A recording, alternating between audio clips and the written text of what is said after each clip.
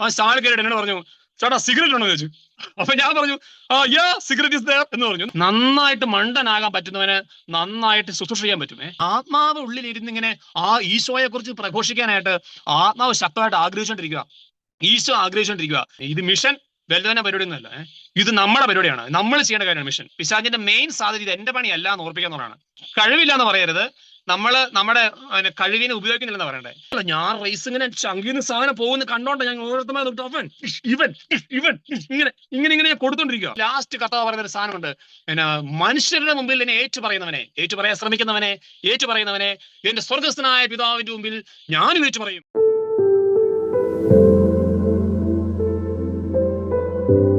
എന്താണ് പരിശുദ്ധാത്മാവ് നമ്മളിലേക്ക് നിറഞ്ഞു കഴിയുമ്പം ഈശോ ആഗ്രഹിക്കുന്ന കാര്യം എന്താണ്? ഈശോ ആഗ്രഹിക്കുന്ന കാര്യം എന്താണ്? അതായത് ഞാൻ കുറച്ച് വചനങ്ങളും കുറച്ച് കാര്യങ്ങളൊക്കെ പറയാൻ ആഗ്രഹിക്കുന്നതേ. അപ്പം പരിശുദ്ധാത്മാവ് നമ്മളിലേക്ക് നിറഞ്ഞു കഴിയുമ്പോൾ എന്താണ് സംഭവിക്കേണ്ടത്? അപ്പസ്തോല പ്രവർത്തനം 1:8 പറയുന്ന കാര്യമാണ്, പരിശുദ്ധാത്മാവ് നിങ്ങൾ വന്നു കഴിയുമ്പോൾ നിങ്ങൾ ശക്തി പ്രാപിക്കും, ജെറുസലേമിലും യൂദയ മുഴുവനിലും സമരിയായാലും ഭൂമിയുടെ അതിർത്തികൾ വരെയും നിങ്ങൾ എനിക്ക് സാക്ഷികളായിരിക്കുകയും ചെയ്യും. പരിശുദ്ധാത്മാവ് നിങ്ങളിലേക്ക് വന്നു കഴിയുമ്പോൾ നിങ്ങൾ ശക്തി പ്രാപിക്കും. എന്നിട്ട് ശക്തി പ്രാപിച്ചു കഴിഞ്ഞിട്ട് നിങ്ങൾ ജെറുസലേമിലും യൂദയായാലും സമരിയായാലും എല്ലായിടത്തും നിങ്ങൾ എനിക്ക് സാക്ഷികളായിരിക്കും എന്നാണ് വചനം പറയുന്നത്. പരിശുദ്ധാത്മാവ് വന്ന സംഭവിക്കേണ്ട ഒരു മെയിൻ കാര്യം എന്ന് പറഞ്ഞാൽ നമ്മൾ സാക്ഷികളാണെന്നുള്ളതാണ്. ഈശോയെ സാക്ഷ്യം വഹിക്കണം, ഈശോയെ കുറിച്ച് പറയണം, ഈശോയെ പ്രഘോഷിക്കണം. ഇതാണ് നമ്മൾ ചെയ്യേണ്ട കാര്യമേ. അപ്പം ഇന്ന് ഞാനൊരു പയ്യനെ ഞാൻ പറഞ്ഞു, ചേട്ടാ നീ മീറ്റിംഗ് എന്നിട്ടാ മിണ്ടാത്തെന്ന് ചോദിച്ചു. അന്നേരം അവൻ പറഞ്ഞു, ചേട്ടാ എനിക്ക് മിണ്ടാനൊരു ധൈര്യം ഇരുന്നു പറഞ്ഞു, എനിക്ക് മിണ്ടാൻ ധൈര്യം ഇരുന്നു പറഞ്ഞു. എന്തുകൊണ്ടാണ് നമുക്ക് ഈശോയെ കിട്ടിക്കഴിഞ്ഞിട്ട് അല്ലെങ്കിൽ പരിശുദ്ധാത്മ നിറഞ്ഞു കഴിഞ്ഞാൽ നമുക്ക് ധൈര്യം എത്തുന്നുണ്ടോ? നമുക്ക് ഈശോയെ കുറിച്ച് പറയാനായിട്ട്, ഈശോയുടെ മിഷൻ ചെയ്യാനായിട്ട് നമുക്ക് ധൈര്യം എത്തുന്നുണ്ടോ? അതായത് മനസ്സിലാക്കേണ്ട സാധനമേ, നമ്മളൊക്കെ മനസ്സിൽ വിചാരിച്ചിരുന്ന പല ചില ആൾക്കാരുടെ ഉള്ളിൽ കിടക്കുന്ന കാര്യം എന്ന് പറഞ്ഞാൽ ഈ മിഷൻ എന്ന് പറഞ്ഞാൽ അല്ലെങ്കിൽ ഈശോയെ കൊടുക്കുക എന്ന് പറഞ്ഞാൽ അത് പ്രത്യേകതരം ഒരു വിളിയാണ്. അത് പ്രത്യേകമായി വിളിക്കപ്പെട്ടവർക്കുള്ള ഒരു വിളിയാണ് എന്നൊരു സാധനം പല ആൾക്കാരുടെ ഉള്ളിലുണ്ട്. ഇത് അതിനുവേണ്ടി ചില ആൾക്കാർ മാത്രം സെലക്ട് ചെയ്യപ്പെട്ട ആൾക്കാർ അവർ ചെയ്യട്ടെ എന്നൊരു സാധനം നമ്മുടെ എല്ലാവരുടെ ഉള്ളിലുണ്ടേ. ഞാൻ CCCക്ക് കൂട്ട് പറയാം. CCC 900 പറഞ്ഞ കാര്യമുണ്ട്. എല്ലാ ക്രിസ്തീയ വിശ്വാസികളെയും പോലെ അൽമായരെയും അവരുടെ മാമോദീസായിലൂടെയും സ്ഥൈര്യലേപനത്തിലൂടെയും ദൈവം പ്രേക്ഷിത ധർമ്മം ഏൽപ്പിച്ചിട്ടുണ്ട്. എല്ലാ ആത്മാരെയും ദൈവം പ്രേക്ഷിത ധർമ്മം ഏൽപ്പിച്ചിട്ടുണ്ട്. അതുകൊണ്ട് രക്ഷയുടെ ദിവ്യ രഹസ്യം ലോകമെങ്ങും എല്ലാ മനുഷ്യരും അറിയുകയും സ്വീകരിക്കുകയും ചെയ്യുന്നതിനായി വ്യക്തിപരമായോ സംഘങ്ങളായോ ചേർന്ന് പ്രവർത്തിക്കാൻ അവർക്ക് അവകാശവും കടമയുണ്ട്. വ്യക്തിപരമായ സംഘങ്ങളായോ പ്രഘോഷിക്കാൻ നിങ്ങൾക്ക് അവകാശവും കടമയുണ്ട്. ആർക്കാ?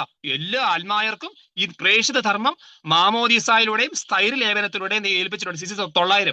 അപ്പൊ അതായത് ഞാൻ മാമോദീസ സ്വീകരിച്ച സമയത്ത് ഞാൻ എല്ലാവർക്കും പറഞ്ഞേക്കുന്നത്, നീ ഉപേക്ഷിക്കുന്നുവോ, നിന്നെ ഞാൻ ഏൽപ്പിക്കുന്നു. ഞാൻ എന്റെ തലതൊട്ടപ്പൻ അത് പറഞ്ഞത് തലതൊട്ടപ്പനാ, അങ്ങനല്ല. തലതൊട്ടപ്പൻ എനിക്ക് വേണ്ടി പറഞ്ഞ കാര്യമാണത്. ഞാൻ ഈ മാമോദീസയുടെ സ്ഥൈര്യലേപനത്തിലൂടെയും ഈശോയുടെ മിഷന് വേണ്ടി ഞാൻ ജനിച്ചപ്പോ തന്നെ കർത്താവ് എന്നെ ഇങ്ങനെ ഒരുക്കി വിട്ടേക്കുവാണ്. വേറൊരു സാധനമുണ്ട്, CCC 1296. അതായത് ഞാൻ ഈ പറയുന്ന കാര്യം നിങ്ങളുടെ മനസ്സിൽ കിടക്കാനുണ്ടോ? CCC 1296 പറയുന്നൊരു കാര്യമുണ്ട്. താൻ പിതാവിന്റെ മുദ്രയിൽ അടയാളപ്പെടുത്തപ്പെട്ടവനാണെന്ന് യേശു തന്നെ പ്രഖ്യാപിച്ചു. ക്രിസ്ത്യാനികൾ മുദ്ര ചാർത്തപ്പെട്ടവരാണ്. ഞങ്ങളെ നിങ്ങളോട് കൂടെ ക്രിസ്തുവിൽ സ്ഥാപിച്ചിരിക്കുന്നതും അഭിഷേകം ചെയ്തിരിക്കുന്നതും ദൈവമാണ്. അവിടുന്ന് നമ്മിൽ തന്നെ മുദ്ര പതിപ്പിക്കുകയും അച്ചാരമായിട്ട് തന്റെ ആത്മാവിനെ നമ്മുടെ ഹൃദയങ്ങളിലേക്ക് പകരുകയും ചെയ്തു. അവിടുന്ന് നമ്മിൽ തന്റെ മുദ്ര പതിപ്പിക്കുകയും അച്ചാരമായിട്ട് ആത്മാവിനെ നമ്മളിലേക്ക് പകരുകയും ചെയ്തു. പരിശുദ്ധാത്മാവിന്റെ ഈ മുദ്ര നാം പൂർണ്ണമായും ക്രിസ്തുവിൻ്റെതാണെന്നും എന്നേക്കും അവിടുത്തെ ശുശ്രൂഷയ്ക്കായി തിരഞ്ഞെടുക്കപ്പെട്ടവരാണെന്ന് സൂചിപ്പിക്കുന്നു. അതുപോലെ യുഗാന്തത്തിലെ വലിയ പരീക്ഷണത്തിൽ ദൈവിക സംരക്ഷണത്തിന്റെ വാഗ്ദാനത്തെ സൂചിപ്പിക്കുന്നു.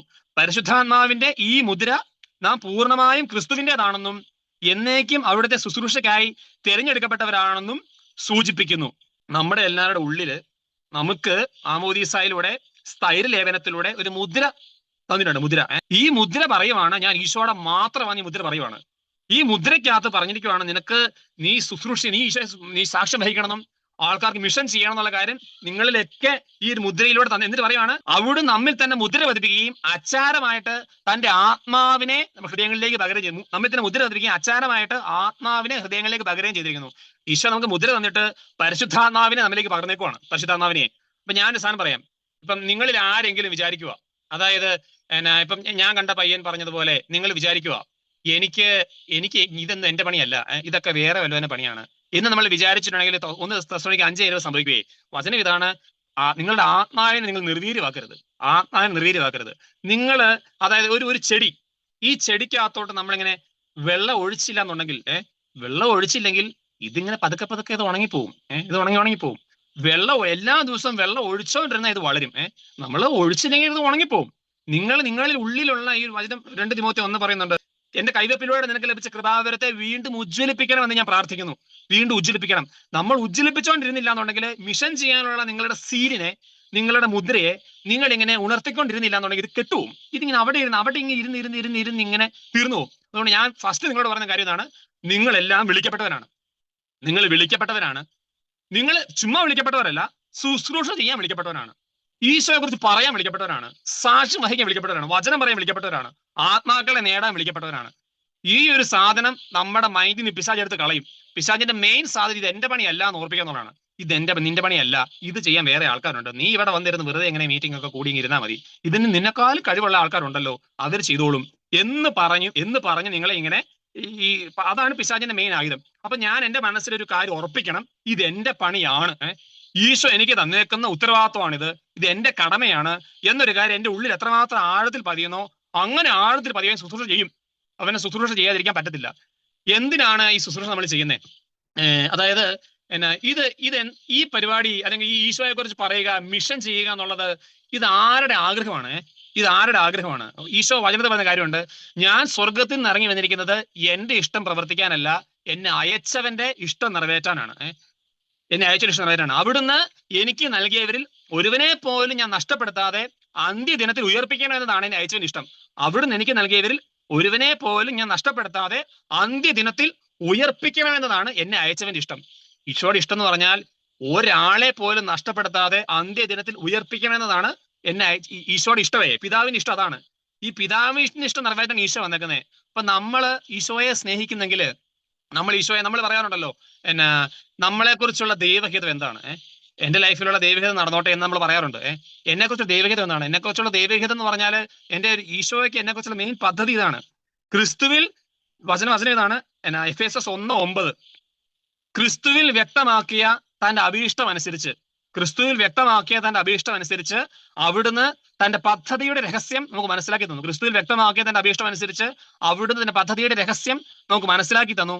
ഇത് കാലത്തിന്റെ പൂർണ്ണതയിൽ സ്വർഗത്തിലും ഭൂമിയിലുമുള്ള എല്ലാറ്റിനെയും ക്രിസ്തുവിൽ ഒന്നിപ്പിക്കുന്നതിന് വേണ്ടി അത്രേ. കാലത്തിന് പൂർണ്ണ എല്ലാത്തിനെയും ക്രിസ്തുവിൽ ഒന്നിപ്പിക്കുക എന്നുള്ളതാണ് പിതാവിന്റെ പദ്ധതിയുടെ രഹസ്യം. തന്റെ ഹിതമനുസരിച്ച് എല്ലാം പൂർത്തിയാക്കുന്ന അവിടുന്ന് തന്റെ പദ്ധതി അനുസരിച്ച് അവനിൽ നമ്മെ മുൻകൂട്ടി തിരഞ്ഞെടുത്ത് നിയോഗിച്ചു. ഇത് നിങ്ങളെ വചനത്തിൽ നോക്കണേ. ഇത് ക്രിസ്തുവിൽ ആദ്യമായി പ്രത്യാശ അർപ്പിച്ച നാം അവന്റെ മഹത്വത്തിനും സ്തുതിക്കും വേണ്ടി ജീവിക്കേണ്ടതിനാണ്. ഈശോയുടെ ഇഷ്ടം എന്ന് പറഞ്ഞാൽ ഈ ലോകത്തിലുള്ള എല്ലാവരെയും ക്രിസ്തുവിൽ ഒന്നിപ്പിക്കുക എന്നുള്ളതാണ് ദൈവത്തിന്റെ പദ്ധതി. എല്ലാവരെയും ക്രിസ്തുവിൽ ഒന്നിപ്പിക്കുക. ഇതിനു വേണ്ടി ദൈവം നമ്മെ മുൻകൂട്ടി തിരഞ്ഞെടുത്ത് നിയോഗിച്ചു. എന്നിട്ട് പറയുവാണ്, ഇത് ക്രിസ്തുവിൽ ആദ്യമായി പ്രത്യാശ അർപ്പിച്ച നാം അവന്റെ മഹത്വത്തിനും സ്തുതിക്കും വേണ്ടി ജീവിക്കേണ്ടതിനാണ്. എന്നിട്ട് ബാക്കി പറയുവാണ്, രക്ഷയുടെ സദ്വാർത്തയായ സത്യത്തിന്റെ വചനം ശ്രവിക്കുകയും അവനിൽ വിശ്വസിക്കുകയും ചെയ്ത നിങ്ങളും വാഗ്ദാനം ചെയ്യപ്പെട്ട പരിശുദ്ധാത്മാവിനാൽ അവനിൽ മുദ്രിതരായിരിക്കുന്നു. അവിടുത്തെ മഹത്വം പ്രകീർത്തിക്കുന്നതിനുള്ള അവകാശം നാം വീണ്ടെടുത്ത് സ്വന്തമാക്കുന്നത് വരെ ഈ അവകാശത്തിന്റെ അച്ചാരമാണ് പരിശുദ്ധാത്മാവ്. അതായത് പരിശുദ്ധാത്മാവിനെ നമുക്ക് കിട്ടിയേക്കുന്നത് ഈശോയെ പ്രഘോഷിക്കാനാണ്, ഈശോയ്ക്ക് സാക്ഷ്യം വഹിക്കാനാണ്, ഈശോയെ കുറിച്ച് പറയാനാണ്, ഈ ഈശോയ്ക്ക് വേണ്ടി ജീവിക്കാനാണ്. ഇതൊന്നുമില്ല. നമ്മൾ ഈ ഒന്ന് ആലോചിച്ചേക്കേ, ഓരോ പന്തക്കുസ്തയുടെ സമയത്ത് നമ്മൾ ഇങ്ങനെ പ്രാർത്ഥിക്കും, പരിശുദ്ധാത്മാവ് വരണേ എന്ന് പ്രാർത്ഥിക്കും. നമുക്ക് പരിശുദ്ധാത്മാവിനെ കിട്ടും. ഈ കിട്ടിക്കഴിഞ്ഞ് പരിശുദ്ധാത്മാവിനെ ഉള്ളി വെച്ചിട്ട് നമ്മൾ ഇതിനെ നിങ്ങൾക്ക് തോന്നിയിട്ടുണ്ടോ, ഈ കിളീനെയൊക്കെ എടുത്ത് നിങ്ങൾ കിളിയെ കൂട്ടിലിട്ട് കഴിഞ്ഞിട്ട് നമ്മൾ കിളിയെ സത്യം പറഞ്ഞാൽ ലോക്കിയുമാണല്ലോ, കിളിക്ക് അങ്ങനെ ഒന്നും ചെയ്യാൻ പറ്റാതെ ലോക്കി അങ്ങനെ കിടക്കുക. അപ്പൊ നമ്മള് സത്യം പറഞ്ഞാൽ അങ്ങനെ കിടക്കുമല്ലേ? കിളിയെ തുറന്നു വിടുന്ന കിളിക്ക് സന്തോഷം, കിളി പറന്നു പോകും. ഇത് കറക്റ്റ് എക്സാമ്പിൾ ഒന്നുമല്ലത്. പക്ഷെ നമ്മൾ ഈ പരിശുദ്ധാത്മാവിനെ എടുത്തിട്ട് നമ്മളിങ്ങനെ ഉള്ളിലോട്ട് വെച്ചിട്ടേ ഇതിനെ ലോക്ക് ചെയ്ത് വെച്ചേക്കുക, നമ്മൾ ഒന്നും ചെയ്യുന്നില്ല. നമ്മൾ ഈ ആത്മാവ് ഉള്ളിൽ കിടന്ന് പിടയുന്നുണ്ടേ. വചനത്തിൽ പറയുന്ന ഒരു സാധനമില്ലേ, നിങ്ങളുടെ ആത്മാവിനെ വേദനിപ്പിക്കരുത്, ക്രിസ്തുവിന്റെ ആത്മാവിനെ വേദനിപ്പിക്കരുന്നൊരു വചനമുണ്ട്. ആത്മാവ് ഉള്ളിൽ ഇരുന്നിങ്ങനെ ഈശോയെ കുറിച്ച് പ്രഘോഷിക്കാനായിട്ട് ആത്മാവ് ശക്തമായിട്ട് ആഗ്രഹിച്ചുകൊണ്ടിരിക്കുക. ഈശോ ആഗ്രഹിച്ചുകൊണ്ടിരിക്കുക. അതായത് വചനം പറഞ്ഞു യോഹന്നാൻ 15:16, നിങ്ങൾ എന്നെ തെരഞ്ഞെടുത്തതല്ല, ഞാൻ നിങ്ങളെ തെരഞ്ഞെടുത്തതാണ്. ഈശോ നമ്മളെ തെരഞ്ഞെടുത്തു. എന്നാത്തിന് വേണ്ടിയാ? ഈശോയുടെ ഞാനിത് പറഞ്ഞുകൊണ്ടിരിക്കുന്ന സമയത്ത് തന്നെ നിങ്ങളുടെ ഉള്ളിൽ തോന്നും, ഞാനിത് ഒരു കാര്യം ഞാൻ പറയാം, ഈശോയെ കുറിച്ച് പറയാനായിട്ട് ശുശ്രൂഷ ചെയ്യാന്നുള്ളത് എല്ലാവരുടെ ഉത്തരവാദിത്തമാണ്, എല്ലാവരുടെ ഉത്തരവാദിത്തമാണ്. ഇതിങ്ങനെ ചുമ്മാ കേട്ട് കളയേണ്ട കാര്യമൊന്നുമില്ല. ഈ പെന്തക്കോസ്തയ്ക്ക് കർത്താവിന് നമുക്ക് കൊടുക്കാൻ പറ്റുന്നൊരു മെയിൻ പ്രോമിസ് എന്ന് പറഞ്ഞിട്ടുണ്ടെങ്കിൽ വചനം ഇതാണ്, ജീവിച്ചിരിക്കുന്നവർ ഇനിയും തങ്ങൾക്ക് വേണ്ടി ജീവിക്കാതെ നിങ്ങളെ പ്രതി മരിക്കുകയും ഉയർക്കുകയും ചെയ്തതിനു വേണ്ടി ജീവിക്കേണ്ടതിനാണ് അവിടുന്ന് എല്ലാവർക്കും വേണ്ടി മരിച്ചത്. ഇതാണ് നമുക്ക് ഈശോയ്ക്ക് വേണ്ടി ജീവിക്കുക, ഈശോയെ പ്രഘോഷിക്കുക എന്നുള്ളതാണ് നമുക്ക് ഈശോയ്ക്ക് കൊടുക്കാൻ പറ്റുന്ന ഒരു ഈ പെന്തക്കോസ്തയ്ക്ക് കൊടുക്കാൻ പറ്റുന്ന ഒരു ഗിഫ്റ്റ്. അതായത് ഇതിന് തടയുന്ന രണ്ട് കാര്യങ്ങളുണ്ട്, നമ്മളെ തടയുന്ന രണ്ട് കാര്യങ്ങൾ. ഒന്ന്, നമ്മൾ ചിന്തിക്കുവാണ് ഞാൻ ബലഹീനനാണ്, എനിക്ക് കഴിവില്ല. ഈ പറയുന്ന ബ്രദറിനും അല്ലെങ്കിൽ ഇവർക്ക് എല്ലാവർക്കും ഭയങ്കര കഴിവുകളാണ്, എനിക്കൊരു കഴിവില്ല നമ്മൾ വിചാരിക്കും. പക്ഷേ വചനത്തിൽ പറയുന്ന കാര്യം ഇതാണ്, അങ്ങനെ പറയുന്നവരോട് ഈശോ പറയുന്ന കാര്യം ഇതാണ്, നിന്റെ ബലഹീനതയിൽ കർത്താവിന്റെ ശക്തി പൂർണ്ണമായിട്ട് പ്രകടമാകുന്നു. ഈശോ പറയുവാണ് ബലഹീനതയിൽ കർത്താവിന്റെ ശക്തി പൂർണ്ണമായിട്ട് പ്രകടമാകുന്നു. 2 കൊരിന്ത്യർ 3:5 പറയുവാണ് നമ്മുടെ മേന്മ ദൈവത്തിൽ നിന്നാണ്. നമുക്ക് സത്യം പറഞ്ഞ കഴിവുകളൊന്നുമില്ല, നമ്മുടെ കഴിവ് മുഴുവൻ ദൈവത്തിൽ നിന്നാണ്. അപ്പൊ കഴിവില്ല എന്ന് പറയരുത്, കഴിവില്ല എന്ന് പറയരുത്. നമ്മുടെ കഴിവിനെ ഉപയോഗിക്കുന്നില്ലെന്ന് പറയണ്ടേ. നിങ്ങൾ തുടങ്ങണം. ഈശോയെ കൊടുക്കാൻ തുടങ്ങുന്ന അനുസരിച്ച് ഈ കൃപയുടെ പ്രത്യേകതയുണ്ട്. നമ്മൾ യൂസ് ചെയ്യുന്ന അനുസരിച്ച് കയറി വരും. യൂസ് ചെയ്യുന്ന ഈശോയെ കുറിച്ച് പറയുന്ന അനുസരിച്ച് കയറി വരും. പ്രാർത്ഥിക്കുന്ന അനുസരിച്ച് കയറി വരും. അല്ലാതെ നിങ്ങളെ ആരെ ഇങ്ങനെ ഉടയതമ്പുരാൻ ഇങ്ങനെ ഭയങ്കര കൃപയും നിറച്ച് ഭയങ്കര അഭിഷേകം നിറച്ച് വിട്ടിട്ടൊന്നുമില്ല. ചില ആൾക്കാർ വിട്ടിട്ടുണ്ട്. നിങ്ങൾ ഇതിങ്ങനെ കൊടുക്കുന്ന അനുസരിച്ച് പ്രാർത്ഥിക്കുന്ന അനുസരിച്ചാണ് നമ്മുടെ കൃപകൾ ഇങ്ങനെ കയറി വരുന്നത്. ഇത് പിശാച് മറച്ചു വെക്കും. പിശാച് പറയും നിനക്ക് കഴിവില്ല എന്ന് പറയും. നിനക്ക് കഴിവുണ്ട്, വചനം പറയുന്നു കഴിവുണ്ട്. എന്നിട്ട് നിങ്ങൾ മുദ്ര ചെയ്യപ്പെടണമെന്ന് പറയുന്നു, നിങ്ങൾ ദൈവത്തിന് ജീവിക്കണം എന്ന് വചനം പറയുന്നു, ഈ CCC പറയുന്നു. എന്നിട്ട് അപ്പൊ ഒന്നുമില്ലാതെ പറയൂ ഇത്. അതുകൊണ്ട് ഇതെല്ലാം ഉണ്ട് നിങ്ങളുടെ കയ്യിൽ. അപ്പൊ നമ്മളത് വിശ്വസിക്കണം. വിശ്വസിച്ചാൽ നീ ദൈവമഹത്വം ദർശിക്കും. അത് വിശ്വസിച്ചിട്ട് നമ്മൾ ഇങ്ങനെ അതിനെ കയറ്റിക്കൊണ്ട് വരുന്നതനുസരിച്ച് ഈ കൃപ എങ്ങനെ നിറഞ്ഞു വരും. രണ്ടാമത്തെ റീസൺ ആൾക്കാർ പറയുന്ന കാര്യം ഇതാണ്, എനിക്ക് പല തിരക്കുകളാണ്, എനിക്ക് ഇതിനൊന്നും ചെയ്യാനുള്ള സമയങ്ങളില്ല. ഇതൊക്കെ സമയമില്ല എന്ന് പറയും. ഈ സമയമില്ല എന്ന് പറയുന്ന ആൾക്കാർ ചിന്തിക്കേണ്ട സാധനം എന്ന് പറഞ്ഞാൽ നിങ്ങളുടെ പ്രയോറിറ്റി മാറിയിട്ടുണ്ടോ എന്ന് ചിന്തിക്കണം. പ്രയോറിറ്റി മാറിയിട്ടുണ്ടോ? അതായത് നമുക്ക് ബാക്കി എല്ലാത്തിനും സമയമുണ്ട്, നമ്മുടെ ജോലിയുടെ കാര്യത്തിന് സമയമുണ്ട്, നമ്മുടെ വീട്ടിലെ എല്ലാ കാര്യങ്ങൾക്കും സമയമുണ്ട്. ഞാനിങ്ങനെ ചിന്തിക്കുന്ന കാര്യമുണ്ട്, പല ആൾക്കാരും പറയാനുണ്ട് പേഴ്സണൽ പ്രെയർ ചെയ്യാൻ പറ്റാറില്ല. പറയുന്ന ഇങ്ങനെയാണ് പറയുന്നത്, എല്ലാ കാര്യവും ചെയ്ത് കഴിഞ്ഞിട്ട് വരുമ്പോൾ അവസാനം പേഴ്സണൽ പ്രെയർ ചെയ്യാൻ സമയം കിട്ടാറില്ലെന്ന് പറയും. അപ്പൊ അതിനകത്തൊരു സാധനം എന്ന് പറഞ്ഞാൽ എല്ലാ കാര്യം അയാൾ എല്ലാ കാര്യം ചെയ്തു, പേഴ്സണൽ പ്രെയർ ലാസ്റ്റ് ചെയ്യാൻ വേണ്ടി വെച്ചപ്പോണ്. പക്ഷെ അങ്ങനെ ചെയ്തു വരുമ്പോഴേക്കും ലാസ്റ്റ് പേഴ്സണൽ പ്രെയർ ചെയ്യാൻ പറ്റത്തില്ല. പ്രയോറിറ്റി മാറി കിടപ്പുണ്ടോ? അതായത് ഈ ഫുഡ് കഴിക്കുക എന്ന് പറയുന്നത്, നമുക്ക് വേണ്ട ഫുഡ് കഴിക്കാതെ നമുക്ക് ജീവിക്കാൻ പറ്റത്തില്ല, അല്ലെങ്കിൽ കുളിക്കാതെ എനിക്ക് പുറത്തിറങ്ങാൻ പറ്റത്തില്ല. ജോലി എനിക്ക് അത്യാവശ്യമാണ്, കാരണം എനിക്ക് എന്റെ ലൈഫ് മുമ്പോട്ട് വേണ്ട, ജോലി വേണം. പക്ഷെ ഈ പറഞ്ഞ കാര്യം, ഈശോയുടെ കാര്യങ്ങള്, മിഷൻ, പ്രാർത്ഥന, ഈ കാര്യം മാത്രം എനിക്ക് മാറ്റിവെക്കാൻ പറ്റുന്ന കാര്യമാണ്. അതുകൊണ്ട് ഞാനത് മാറ്റിവെക്കുന്നു. പക്ഷെ അങ്ങനല്ല വചനം പറയുന്നത്. വചനം പറയുന്നത് എനിക്ക് വേണ്ടി ജീവിക്കാനാണ് വചനം പറയുന്നത്. എനിക്ക് വേണ്ടി ജീവിക്കാൻ പറഞ്ഞിട്ട് വചനം പറയുവാണ്, സുവിശേഷം പ്രസംഗിക്കുന്നില്ലെങ്കിൽ നിനക്ക് ദുരിതം എന്ന് വരെ വചനം പറയുന്നുണ്ട്. നിനക്ക് ദുരിതം, സുവിശേഷം പ്രസംഗിക്കുന്ന അഹംഭാവത്തിന് വകയില്ല, അതിന്റെ കടമയാണെന്ന് വചനം പറയുന്നുണ്ട്. അപ്പം ഇത് നമ്മുടെ കടമയാണ്. അപ്പൊ നമ്മൾ ഒരിക്കലും എന്റെ പ്രയോറിറ്റി മാറി കിടപ്പുണ്ടോ? അതായത് എനിക്ക് എല്ലാ കാര്യവും സമയം കിട്ടുന്നുണ്ട്, ഇതിനുവേണ്ടി മാത്രമേ സമയം കണ്ടുപിടിക്കുന്നില്ലെങ്കിൽ അതിന്റെ പ്രയോറിറ്റി മാറി കിടക്കുന്നതുകൊണ്ടാണ്. വചനം പറയുന്നതിന് ദൈവമായ കർത്താവിനെ പൂർണ്ണ ഹൃദയത്തോടും പൂർണ്ണ ആത്മാവോടും പൂർണ്ണ ശക്തിയോടും കൂടെ സ്നേഹിക്കണം. ചിലപ്പോൾ നമുക്ക് പറയാനുള്ള ഇതില്ലായിരിക്കും, ചിലപ്പോൾ പ്രാർത്ഥിക്കാനായിരിക്കും. ഓരോരുത്തർക്കും വചനം പറയുന്നത് 1 Pетros 4:10, ഓരോരുത്തരും നിങ്ങൾക്ക് ലഭിച്ച ദാനത്തെ ദൈവത്തിന് വിശ്വസ്തനായ കാര്യസ്ഥനെ പോലെ മറ്റെല്ലാവർക്കും വേണ്ടി ഉപയോഗിക്കുവിൻ. നിങ്ങൾക്ക് ലഭിച്ച ദാനത്തെ ദൈവത്തിന് വിശ്വസ്തനായ കാര്യസ്ഥനെ പോലെ മറ്റെല്ലാവർക്കും വേണ്ടി ഉപയോഗിക്കുവിൻ. നമുക്ക് കിട്ടിയേക്കുന്ന ദാനത്തെ എല്ലാവർക്കും വേണ്ടി ഉപയോഗിക്കണം. അപ്പൊ നമുക്ക് എന്ത് ദാനം കിട്ടിയേക്കുന്നത്? ആ ദാനത്തെ മറ്റെല്ലാവർക്കും ഉപയോഗിക്കാൻ നമുക്ക് പറ്റണം. അത് നമ്മൾ മനസ്സിലാകുന്നുണ്ടാവണേ. ചിലർക്ക് പാടാനായിരിക്കും, ചിലർക്ക് എഡിറ്റിംഗ് ആയിരിക്കും, ചില ആൾക്കാർക്ക് ഈശോ പറയാനായിരിക്കും. എന്താണോ കിട്ടിയേക്കുന്നത് അതിനെ നമ്മളിങ്ങനെ ഉപയോഗിക്കണം. അപ്പൊ 2 കാര്യം ഞാൻ പറഞ്ഞു. ഒന്ന്, ഈ പ്രയോറിറ്റി മാറി കിടപ്പുണ്ടോ? പ്രയോറിറ്റി മാറ്റരുത്. പ്രയോറിറ്റി മാറി കിടക്കുന്നതാണോ ഞാൻ ഈശോ മിഷൻ ചെയ്യാത്തെ? അതൊന്ന്. അങ്ങനെ പറയുന്നവർക്കാണ് തിരക്കിന്റെ കാര്യം വരുന്നത്. അല്ലെങ്കിൽ ബലഹീനത ഉണ്ടെന്ന് പറയുന്ന ആൾക്കാര് വചനം പറയുന്നു, ഇതിന്റെ ബലഹീനത കർത്താവിന്റെ ശക്തി പൂർണ്ണമായിട്ട് പ്രകടമാകും. പിന്നെ മുമ്പോട്ട് പോകുന്ന സമയത്തെ നിങ്ങൾ ശുശ്രൂഷ ചെയ്യുമ്പോൾ അല്ലെങ്കിൽ മിഷൻ ഇറങ്ങുന്ന സമയത്ത് നിങ്ങൾക്ക് വേണ്ട ഒരു പ്രധാനപ്പെട്ട കാര്യം എന്ന് പറഞ്ഞാൽ, മിഷന് വേണ്ടി നമ്മളിങ്ങനെ മുന്നോട്ട് പോകുന്ന സമയത്തെ നമുക്ക് വേണ്ട ഒരു കാര്യം എന്ന് പറഞ്ഞാൽ ഏറ്റവും ശക്തമായിട്ട് നിങ്ങൾ ഈശോയെ ശുശ്രൂഷിക്കാൻ ഈ പെന്തക്കോസ്ത കഴിഞ്ഞിട്ട് നിങ്ങൾ ഈശോയ്ക്ക് വേണ്ടി വേല ചെയ്യാൻ ഇറങ്ങുവാണെങ്കിൽ നിങ്ങളുടെ ഉള്ളിൽ നിങ്ങൾക്ക് ശക്തമായിട്ട് വേണ്ട ഒരു കാര്യം എന്ന് പറഞ്ഞാൽ നിങ്ങൾ പ്രാർത്ഥനയുടെ മനുഷ്യനായിരിക്കണം. പ്രാർത്ഥനയുടെ മനുഷ്യനെ ഈശോ ഈ ശിഷ്യന്മാരെ തെരഞ്ഞെടുക്കുന്ന തലേ ദിവസം ഫുൾ ടൈം പ്രാർത്ഥിക്കുമായിരുന്നു. തലേ ദിവസം കംപ്ലീറ്റ് ഇരുന്ന് പ്രാർത്ഥിച്ചു. രാവിലെ വന്ന് ആൾക്കാരെ തിരഞ്ഞെടുത്തു. എന്നോട് എൻ്റെ ഒരു കൂട്ടുകാരൻ പറയാനുള്ള കാര്യമുണ്ട്, നമുക്ക് ഈശോയെ കുറിച്ചൊന്നും പറയാൻ പറ്റുന്നില്ല, ഈശോയെ കുറിച്ചൊന്നും പറയാൻ പറ്റുന്നില്ലെങ്കിൽ കുഴപ്പമില്ല, അല്ലെങ്കിൽ നമ്മൾ ഓഫീസിൽ വർക്ക് ചെയ്തുകൊണ്ടിരിക്കുക, അവിടെ ഒന്നും പറയാൻ പറ്റുന്നതിനും കുഴപ്പമൊന്നുമില്ല, നിങ്ങൾക്ക് ഒന്നും പറയാൻ പറ്റുന്നതിനും കുഴപ്പമില്ല, ആശിഷേ അതിലൊന്നും ഒരു കുഴപ്പമില്ല, നീ ഇങ്ങനെ വചനമൊക്കെ വായിച്ചിട്ട് പഠിച്ചിട്ട് വചനമൊക്കെ പഠിച്ച് പ്രാർത്ഥിച്ചിട്ട് ആ എല്ലാം ശക്തമായിട്ട് പ്രാർത്ഥിച്ചു കഴിഞ്ഞിട്ട് നീ ഓഫീസിൽ കൂടെ അങ്ങോട്ടും ഇങ്ങോട്ടും നടന്നാൽ മാത്രം മതി. ഇത് നടക്കുന്ന വഴിക്ക് ഈ കണ്ടുകൊണ്ടിരിക്കുന്ന ആൾക്കാരിലേക്ക് അഭിഷേകം അറിയുന്നേ. അതായത് മത്തായി 6:8 തോന്നുന്നു, ലൂക്ക 6:8 പറയുന്നത്, അവരിൽ നിന്ന് ശക്തി പുറപ്പെട്ട് അവരെല്ലാം സുഖപ്പെടുത്തി. അവനിൽ നിന്ന് ശക്തി പുറപ്പെട്ട് അവരെല്ലാം സുഖപ്പെടുത്തി. നമ്മളിങ്ങനെ ഈശോയിൽ നിറഞ്ഞു കഴിഞ്ഞിട്ട് വെറുതെ നടന്നാൽ മതിയേ. നന്നായിട്ട് പ്രാർത്ഥിച്ചു കഴിഞ്ഞിട്ട് വെറുതെ നടക്കണം, അങ്ങോട്ടും ഇങ്ങോട്ടൊക്കെ വെറുതെ നടക്കണം, എന്നിട്ട് ചുമ്മാ അങ്ങനെ ബ്ലസ് ചെയ്ത് നടക്കണം. ആ കേൾക്കുന്ന ആ കാണുന്ന ആൾക്കാരിലേക്ക് അഭിഷേകം നിറയും. അത് പ്രാർത്ഥനയുടെ മനുഷ്യനാവണം നമ്മൾ. നമുക്ക് വ്യക്തിപരമായിട്ട് ശക്തമായ ഒരു പ്രാർത്ഥന ഉണ്ടാവണം. പിന്നെ റോമ 12:1, നിന്റെ ശരീരങ്ങളെ വിശുദ്ധവും ദൈവത്തിന് പ്രീതികരവുമായ സജീവ ബലിയായി സമർപ്പിക്കണം, ഇതായിരിക്കണം യഥാർത്ഥമായ ആരാധന.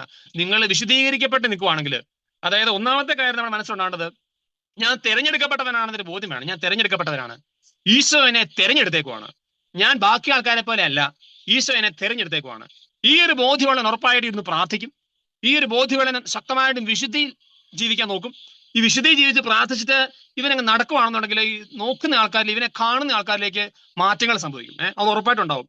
കാരണം ഞാൻ തിരഞ്ഞെടുക്കപ്പെട്ട, എന്റെ കൂട്ടുകാരൻ തെറ്റ് ചെയ്യുന്ന തെറ്റ് ചെയ്യാൻ പറ്റത്തില്ല. എന്റെ കൂട്ടുകാരൻ ചെയ്യുന്ന എല്ലാ സന്തോഷങ്ങളും എനിക്ക് ചെയ്യാൻ പറ്റത്തില്ല. കാരണം ഞാൻ തിരഞ്ഞെടുക്കപ്പെട്ട ആളാണ്. ആ തിരഞ്ഞെടുക്കപ്പെട്ട ആളാണെങ്കിൽ ഉറപ്പായിട്ട് ഞാൻ മിഷൻ ചെയ്യണം. ഇതെല്ലാം വചനം പറയുന്നു. ഞാൻ 3:9, തന്നെ തിരഞ്ഞെടുക്കപ്പെട്ടവർക്ക് അവിടുന്ന് കാരുണ്യവും അനുഗ്രഹവും വർഷിക്കുന്നു. തിരഞ്ഞെടുക്കപ്പെട്ടവരിലേക്ക് അവിടുന്ന് കാരുണ്യവും അനുഗ്രഹം വർഷിക്കും. ഈശ്വരന്റെ അടുത്ത് പോയിട്ടേ ഇങ്ങനെ പ്രാർത്ഥിക്കണം, കർത്താവേ ഞാൻ തിരഞ്ഞെടുക്കപ്പെട്ടവരാണെന്ന ബോധ്യത്തിൽ ഈ പെന്തക്കോസ്ത കഴിയുന്ന സമയത്ത് നമ്മുടെ മനസ്സിലുണ്ട്, ഓരോരുത്തരുടെ ബോധ്യം ഇതാണ്, ഞാൻ തിരഞ്ഞെടുക്കപ്പെട്ടവനാണ് ബോധ്യം, ഞാൻ തിരഞ്ഞെടുക്കപ്പെട്ടവനാണ്. മൂന്നാമത്തെ സാധനം നമുക്ക് ഉണ്ടാകേണ്ട കാര്യം വെച്ചാൽ ശക്തമായ തീക്ഷ്ണത. 2 തരത്തിൽ ശുശ്രൂഷ ചെയ്യാം നമുക്ക്. തീക്ഷ്ണത ഇല്ലാതെ തീക്ഷ്ണത ഉള്ളവർ ഇതെല്ലാം ചെയ്യും. അവന്റെ മനസ്സെപ്പോഴും പിടച്ചോണ്ടിരിക്കും. ഒന്നും ചെയ്യാൻ പറ്റത്തില്ലെങ്കിൽ ചാപ്പിൽ കയറി അങ്ങ് സ്തുതിക്കും. കുറെ പേരുടെ പേരൊക്കെ എടുത്തു വെച്ചങ്ങ് പ്രാർത്ഥിക്കും. വെറുതെ മാപ്പൊക്കെ എടുത്തിട്ട് അങ്ങ് പ്രാർത്ഥിക്കും. എന്തെങ്കിലുമൊക്കെ ചെയ്ത് പ്രാർത്ഥിച്ചോണ്ടിരിക്കും. ആരെങ്കിലും രക്ഷപ്പെടാൻ വേണ്ടി പ്രാർത്ഥിച്ചോണ്ടിരിക്കും. അവൻ തീക്ഷ്ണത ഉള്ളവനെ വചനം പറയുന്നു, തീക്ഷ്ണതയിൽ മാന്ദ്യം കൂടാതെ ആത്മാവ് ജ്വലിക്കുന്നവരായി കർത്താവിനെ ശുശ്രൂഷിക്കുവിൻ. ഞാൻ എന്റെ മിഷൻ സെന്ററിൽ ഒരു ദിവസം ഞങ്ങളൊരു സ്റ്റാൾ ഇട്ടു. ഞാൻ പണ്ട് 1 വർഷം മിഷൻ ചെയ്യുന്ന സമയത്തെ ഒരു സ്റ്റാൾ ഇട്ടിട്ട് ഈ സ്റ്റാളില് നമ്മളിങ്ങനെ ഈശോയുടെ മെറ്റീരിയൽസ് കുറെ ഡിവൈൻ മെറ്റീരിയൽസ് ഉണ്ട് അവിടെ. ഡിവൈൻ മെറ്റീരിയൽസ് ഒക്കെ ഇങ്ങനെ വിൽക്കുക. അപ്പൊ നമ്മൾ സ്റ്റാൾ ഇട്ടു. സ്റ്റാളിന് നമുക്ക് ചെയ്യാൻ പറ്റുന്നേ, നമുക്ക് വെറുതെ വരുന്നു, ആൾക്കാർക്ക് ബൈബിൾ കൊടുക്കുന്നു, അല്ലെങ്കിൽ കുറെ ബുക്സ് ഉണ്ട്, കൊന്തയുണ്ട്, പരിപാടികളെല്ലാം ഉണ്ട്, ഇതിലും കൊടുക്കുന്നു. ഇതാണല്ലോ. അപ്പൊ എന്റെ മനസ്സിൽ ആഗ്രഹം, ഈ സ്റ്റാളിൽ കയറുന്ന എല്ലാവരും അഭിഷേകം കൊണ്ട് പറയണം. ഇതിന്റെ ചങ്കിൽ ഭയങ്കര സ്റ്റാളിൽ കയറുന്ന മാനസാന്തരപ്പെടാതെ പോരുത്. ഈ ഒരു സാധനം ഉള്ളിൽ കിടപ്പുണ്ട്. അപ്പൊ ഞാന് സ്റ്റാളിൽ നിൽക്കുക. അപ്പൊ ഞാൻ നോക്കിയപ്പോഴും ഓരോരുത്തരെ മേടിക്കാൻ വരുക സാധനങ്ങൾ. അപ്പൊ ഞാൻ പറഞ്ഞു, വാട്ട് യു നീഡ്? പറഞ്ഞു, I need Bible. Okay, come with me എന്ന് പറഞ്ഞു. എന്നിട്ട് ഞാൻ അവനെ കൊണ്ടുപോയിട്ട് ഇപ്പൊ ഞാൻ കൊടുത്തിട്ട് ബൈബിൾ എടുത്തിട്ട് ഞാൻ പറയും, you need this Bible? Yes, I need this Bible. Okay. എന്നിട്ട് ഞാൻ എടുത്തിട്ട് ഇങ്ങനെ ഒരു ചാപ്റ്റർ എടുത്തു. Look this chapter, Matthew 5. This chapter says that Matthew 5:8 ഹൃദയവിശുദ്ധിയുള്ള ഭാഗ്യമാണ് അർജവത്തെ ഖാനം എന്ന് പറഞ്ഞ് ഞാൻ ഇങ്ങനെ ഈ ഓരോ വചനം എടുത്ത് എക്സ്പ്ലെയിൻ ചെയ്ത് കൊടുത്തിട്ട് ഞാൻ ഇങ്ങനെ ബൈബിളിൽ കൊടുക്കുക.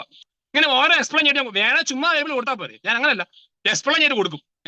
എന്നിട്ട് ഇതൊന്നും പറയാൻ പറ്റത്തില്ലെങ്കിൽ ഞാൻ കൊന്ത എടുത്ത് കൊടുക്കും, പ്രാർത്ഥിച്ചിട്ട് കൊടുക്കും. ഒരു പയ്യൻ കയറി വന്നിട്ട് അവൻ എന്നോട് പറഞ്ഞു, എനിക്ക് അവനെ നിരീക്ഷിച്ചിട്ടിരിക്കുക. എന്നിട്ട് അവൻ ഒന്നും കാണിച്ചു കൊടുക്കാൻ ഞാൻ ചാടി വന്നിട്ട് ആ സ്റ്റാൾ കയറിയിട്ട് എന്നോട് പറഞ്ഞു, ചേട്ടാ സിഗരറ്റ് ഉണ്ടോ എന്ന് ചോദിച്ചു. അപ്പൊ ഞാൻ പറഞ്ഞു, സിഗരറ്റ് ഇസ് ദേർ എന്ന് പറഞ്ഞു. എന്നിട്ട് ഞാൻ അവനെ കൊണ്ട് കൊണ്ടുപോയിട്ട് ഞാൻ അകത്ത് കയറിയിട്ട് ഞാൻ ഒരു കൊന്ത എടുത്ത് കൈ കൊടുത്തു. This is the cigarette, spiritual cigarette എന്ന് പറഞ്ഞു. ഞാൻ കൊന്ത കൊടുത്തു. കൊന്ത കൊടുത്തിട്ട് ഞാൻ ഇങ്ങനെ പ്രാർത്ഥിച്ചു. ഞാൻ പ്രാർത്ഥിച്ചാ വിട്ടവനെ, ഞാൻ പ്രാർത്ഥിച്ചാണ് വിട്ടു.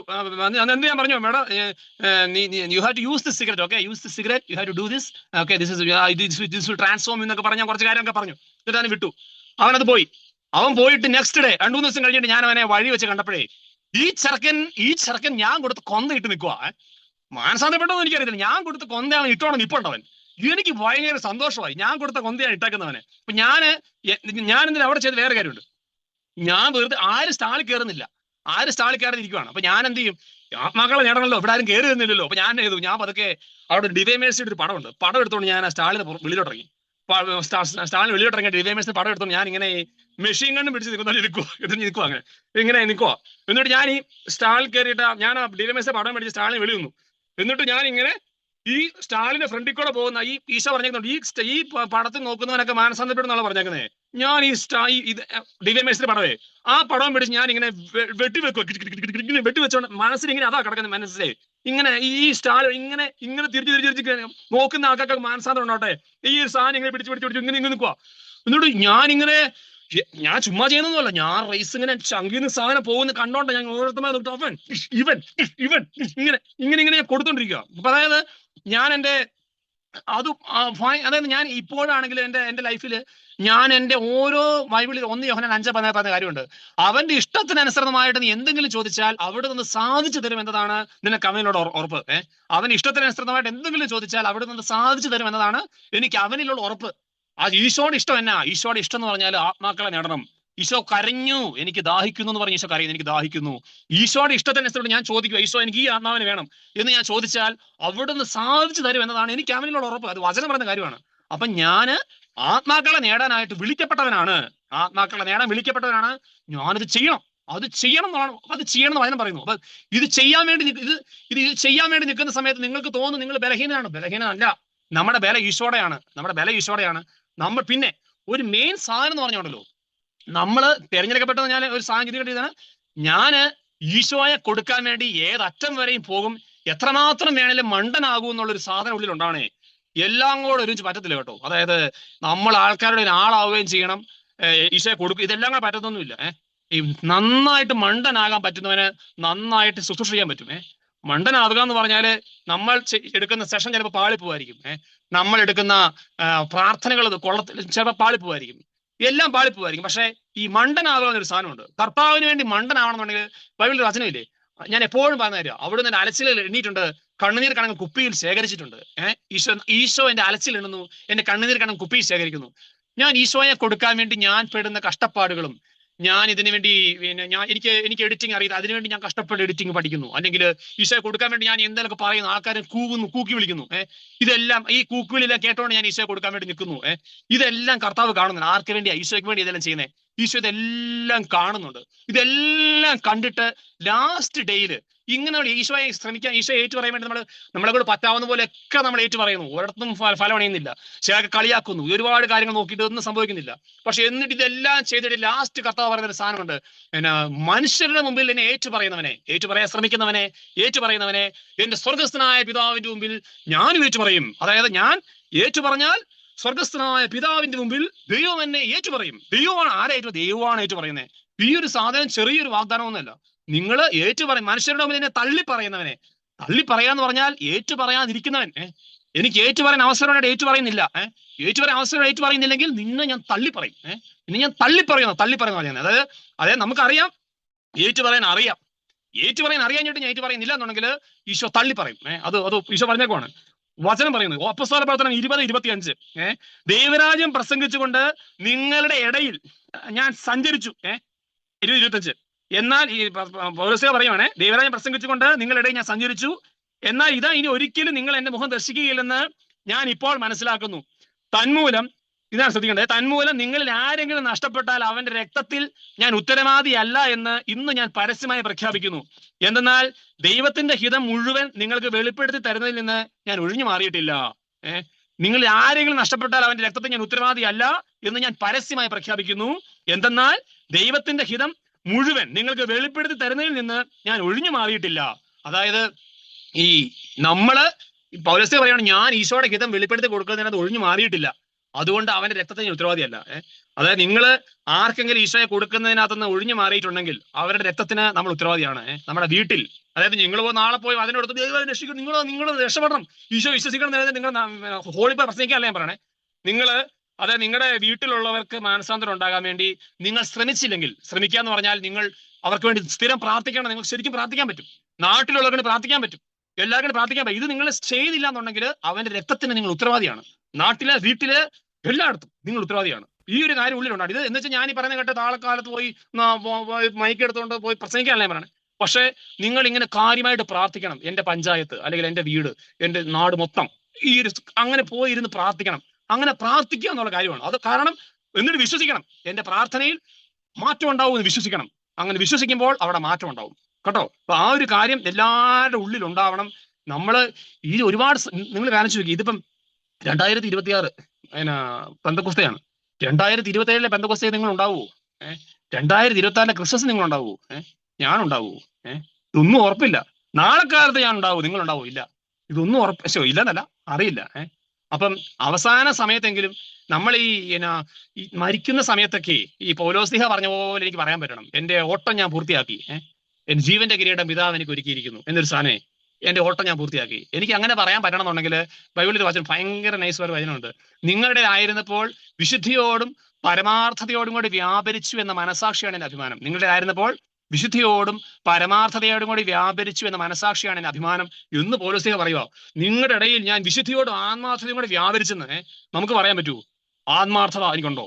ആത്മാർത്ഥത എന്ന് പറഞ്ഞാൽ ചുമ്മാ അങ്ങനെ മീറ്റിംഗ് നിന്ന് കയറുന്നതല്ല, അതും സെറ്റപ്പാണ്. പക്ഷെ ഈ കേട്ട് എന്നിട്ട് പോയി ഇറങ്ങി ഈശോയെ കുറിച്ച് കൊടുക്കാൻ പറ്റത്തില്ലെങ്കിൽ ചാപ്പലിൽ കയറി കുറേ പ്രാർത്ഥിക്കാനോ ഒക്കെ നമ്മൾ ശ്രമിക്കുന്നുണ്ടോ? ശ്രമിക്കണം. കാരണം ഈശോ ഇന്നും ജീവിക്കുന്നു. നമ്മൾ അതുകൊണ്ട് ഇതൊക്കെ ചില്ലറ കാര്യമൊന്നുമില്ല. നമ്മൾ ഈ കേൾക്കുന്ന കാര്യങ്ങൾ ഉള്ളിലോട്ട് നിറച്ചിട്ട് ഈശോയെ കൊടുക്കാനായിട്ട് നമ്മൾ തയ്യാറാവണം. ഇത് മിഷൻ വലുതന്നെ പരിപാടിയൊന്നുമല്ല, ഇത് നമ്മുടെ പരിപാടിയാണ്, നമ്മൾ ചെയ്യേണ്ട കാര്യമാണ് മിഷൻ. നന്മത്തിൽ ആരൊക്കെ വരുന്നുണ്ടോ ഇതെല്ലാവരും മിഷണറീസ് ആണ്, എല്ലാവരും മിഷണറീസ് ആണ്. നിങ്ങൾ ആത്മാക്കളെ നേടുക എന്നുള്ളത് നിങ്ങളുടെ ശരീരത്തിന്റെ ഒരു പാട്ടാണ്, നിങ്ങളുടെ ആത്മാവിന്റെ ഒരു പാട്ടാണ്. എല്ലാ ദിവസവും ആരോടെങ്കിലും ഈശോയെ കുറിച്ച് പറഞ്ഞില്ലെങ്കിൽ ഒരു ഭയങ്കര ബുദ്ധിമുട്ട് നിങ്ങൾക്ക് ഫീൽ ചെയ്യണം. ആർക്കെങ്കിലും വേണ്ടിയൊക്കെ പ്രാർത്ഥിച്ചില്ലെങ്കിൽ ബുദ്ധിമുട്ട് നിങ്ങൾക്ക് ഒരു ഭയങ്കര വചനമില്ലേ, നിന്റെ ഉള്ളിൽ ക്രിസ്തു രൂപപ്പെടുന്നത് വരെ ഞാൻ നിനക്ക് വേണ്ടി ഈറ്റുന്നോ അനുഭവിക്കുന്നു, ക്രിസ്തു രൂപപ്പെടുന്നത് വരെ ഒരു ഈറ്റുന്നോ അനുഭവിക്കുന്നു. ഈ ഒരു സാധനം ഉള്ളിലുണ്ടാവണം. എനിക്ക് അപ്പൊ അങ്ങനെ ഉണ്ടാകുന്ന സമയത്ത് നമ്മൾ ചിലപ്പോൾ പറയണമെന്നൊന്നുമില്ല, നമ്മൾ അങ്ങനെ ഈറ്റുന്നോ വെച്ചോണ്ട് അങ്ങ് മുട്ടുകുത്തി നിന്നിട്ട് ഈശോയെ അവരെ രക്ഷിക്കണേ എന്ന് പറഞ്ഞ് പ്രാർത്ഥിക്കുമായിരിക്കും, കുറേ നേരം പ്രാർത്ഥിക്കുമായിരിക്കും. ഈ പ്രാർത്ഥന ഈശോയ്ക്ക് ആവശ്യമുണ്ട്. ഈ പ്രാർത്ഥന ഈശോയ്ക്ക് ഭയങ്കര ആവശ്യമുണ്ട്. നമ്മുടെ പ്രാർത്ഥനകൾ കൊണ്ട് ഈശോയ്ക്ക് ഒരുപാട് ആത്മാക്കളെ രക്ഷിക്കണം. ഇതൊന്നും പിശാച് സമ്മതിക്കത്തില്ല കേട്ടോ. പിശാച് എല്ലാം ലോക്ക് ചെയ്യും, കേറണ്ടെന്ന് പറയും. പിശാച് ഒന്നും സംഭവിക്കത്തില്ല. പക്ഷെ നമ്മൾ അന്നേരം ഒറ്റ കാര്യം മനസ്സിലുണ്ടാവണം, ഇതെന്റെ സ്ഥൈര്യലേപനത്തിലൂടെയും മാമോദീസായിലൂടെയും എനിക്ക് കിട്ടിയേക്കുന്ന ഉത്തരവാദിത്വമാണ്, ഞാനിത് ചെയ്യും, പോ പിശാച് എന്ന് പറയാൻ പറ്റും. പിശാച് വരുമ്പോ തന്നെ ഓടിക്കണം. അതായത് പിശാച് ഇങ്ങനെ വന്ന് പറയും, നിങ്ങൾ ഇത് ചെയ്യേണ്ടതല്ല, ഇത് നിന്റെ പണിയൊന്നുമല്ല, ഇത് പുള്ളിയെ വല്ലതും പറയും, പുള്ളിക്ക് വട്ട എന്നൊക്കെ പുള്ളി പറഞ്ഞു തരും. അപ്പോഴേക്കും നിങ്ങൾ അപ്പൊ തന്നെ ഫസ്റ്റ് ഡയലോഗിൽ പിശാചിനോട് പറയണം, പോ എന്ന് പറയണം, പോ പിശാച് എന്ന് പറഞ്ഞിട്ട് ഇത് ചെയ്യണം, ഈശോയെ കൊടുക്കണം. മിഷൻ എന്ന് പറഞ്ഞത് നമ്മുടെ ഒരു ചോയ്സ് അല്ല, ഇത് നമ്മുടെ ചോയ്സ് അല്ല കേട്ടോ. ഇത് വേണമെങ്കിൽ സാധിക്കുവാണെങ്കിൽ ചെയ്യേണ്ട കാര്യമൊന്നുമില്ല. Mission is not a choice, ഇതൊരു മാൻഡേറ്ററി ആണ്. ഭയങ്കര മാൻഡേറ്ററി ആയിട്ട് നമ്മുടെ കടമയായിട്ട് ഈശോ തന്നേക്കുന്ന കാര്യമാണ്. യെസ്, ഇത്രയും ഞാൻ പറഞ്ഞുകൊണ്ട് ഞാൻ നിർത്തുവാണ്. അപ്പം ഒരാഗ്രഹമുള്ളൂ, നമ്മൾ എല്ലാവരും മിഷണറീസ് ആണെന്നുള്ള കാര്യം ഉള്ളിൽ ഇങ്ങനെ അറിയിക്കാം കേട്ടോ.